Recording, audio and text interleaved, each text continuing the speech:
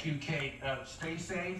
As I told Kathy just a few minutes ago, it looks like the worst of the storm is starting to pull away from Tradition and the communities along 95 in St. Lucie County and move faster to the east toward Tesoro and into US 1 and eventually Indian River Drive again and along the coastline. So thank you very much, Kate, for that. The area I'm most concerned is just crossing the turnpike. So it is moving toward Jensen Beach, in toward the Savannas, in toward kind of probably just north of Jensen Beach Boulevard. They extended the tornado warning to 6:30 now. Yeah, that makes sense because this rotation continues. Thanks, James. That is the tornado warning has now been extended until 6:30 tonight. New polygon just popped up that's similar to the old one. There it is there at 6:30. You'll notice the time change. Yeah. In the last frame. Both counties, yeah. So Martin and St. Lucie.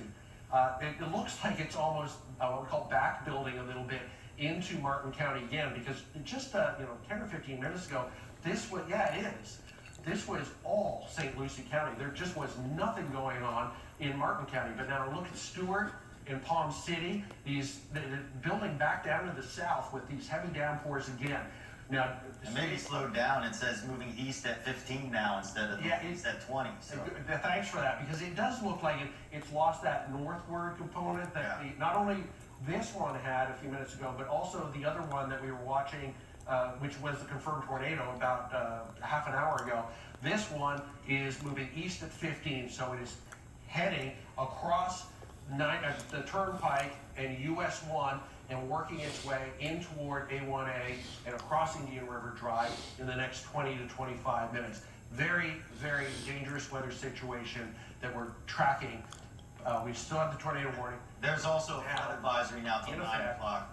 Until 6:30 p.m. And we'll keep you up to date on the entire weather situation as it continues to develop. Breaking news from WPTV News Channel 5. We want to begin at this hour with breaking news, a confirmed tornado in Jensen Beach. First Alert Chief Meteorologist Steve Whale, James Whale, and they're on this right now, tracking 5 for 5, both joining us right now, guys. First, at where the storm is, we now have that tornado warning extended until 6:30 tonight, Shannon and Ani, and that is a big impact not only for Port St. Lucie, but also Jensen Beach, in toward Raya. The warned area is a massive polygon that includes most of St. Lucie County and the northern part of Martin County, Palm City, Stewart, Raya, Jensen Beach, Port St. Lucie, all the way up toward White City. There's the new polygon area as it pops up. So that is a tornado warning until 6:30 tonight, just extended from the National Weather Service. We've already had one confirmed tornado on the ground. That one moved through roughly Palm City, in through Jensen Beach, and then off the coastline. Dramatic video coming in from that. And we've had this persistent, there's some of the video that's coming in, and that is at Indian River shores, and here, North River shores, sorry. At that point, it may be over water as it crosses the North Fork of the St. Lucie River. No reports of any damage other than what we got from Martin County Fire Rescue, talking about power lines down, and of course, so we may see additional power lines down. So what appears to be happening here is we had an initial tornado, it crosses the St. Lucie, it then becomes a water spout, but because it's so well defined, it's able to hold that structure, move back overland, and become a tornado again as it crosses over through Jensen Beach and Port St. Lucie, and then eventually off the coastline. That was our first tornado warned area. That was between 5 and 6 o'clock tonight. We now have that additional tornado warning that is now extended until 6:30 for this storm here. And it looks like it's very close to US 1. And I don't want to, and I've said it many times today, if you are anywhere in the path of this, especially Jensen Beach and along US 1, and there's a shear marker, a couple of shear markers popping up. Not a good sign. Shear markers detect rotational loft in the atmosphere. So this area here, which is pretty much over the North Fork of the St. Lucie, have to make out, but the North Fork is right in this area here. There's Stewart, Roosevelt Bridge coming up on the Roosevelt Bridge. Shear markers indicate rotation aloft in the atmosphere. not telling you if there's a tornado on the ground, but we have the tornado warning. If you're anywhere in Jensen, north, less than 3 and 4 miles north of the Roosevelt Bridge, anywhere near US 1, get in your safe room, stay there until this storm passes. It's going to be another half an hour before that happens. But this is a storm that can do significant structural damage to buildings. And if you want to get in a safe room, you're not sure where the safe room is, lowest level of your house, interior room, windowless room, and bathrooms in the interior are good spots. Also, underneath staircases, if you live in a multi-level house, those are also good areas. Closets, floors, and sometimes laundry rooms if they're in the interior. Try not to pick a room that's on the exterior of your house, and you won't even not only need it for a situation like this, also during hurricane season you should know where that is. I want to bring in James Whelan because he's watching the velocity data, which is one of our best tools for indicating rotation. Looks like this one's crossing US 1, James? No, it's coming up to US 1.